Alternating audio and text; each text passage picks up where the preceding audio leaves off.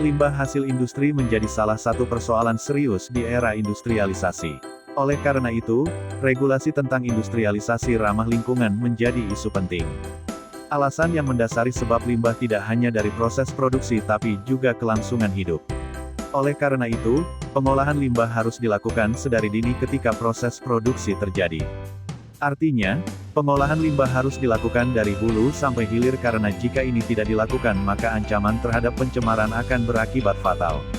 Kontaminasi bahan pencemar yang berasal dari aktivitas industri, pertanian, peternakan, maupun kegiatan rumah tangga telah menyebabkan terjadinya penurunan kualitas air yang signifikan pada badan air seperti sungai, danau dan waduk.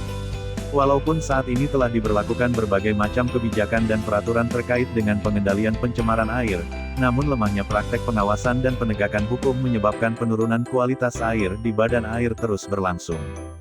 Dengan masalah tersebut akan dibangun sistem pemantauan sterilisasi air limbah dengan jamur mikro menggunakan artificial intelligence berbasis Internet of Things.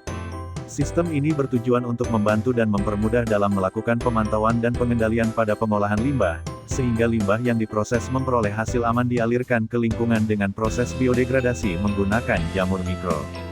Dari proses pemantauan akan mendeteksi kondisi kadar oksigen, kejernihan air, serta papada limbah yang termasuk parameter penting dikatakan air bisa dialirkan ke lingkungan. Pada proses perangkaian tahap 50% ini adalah dengan menggunakan mikro pengendali jenis Arduino Uno R3, sensor pH, sensor turbidity, LCD 16x2 serta breadboard. Untuk proses merangkai dimulai dari mikro pengendali Arduino Uno ini diatur pinnya serta dihubungkan ke breadboard kabel female, serta sensor yang digunakan juga terhubung ke Arduino Uno.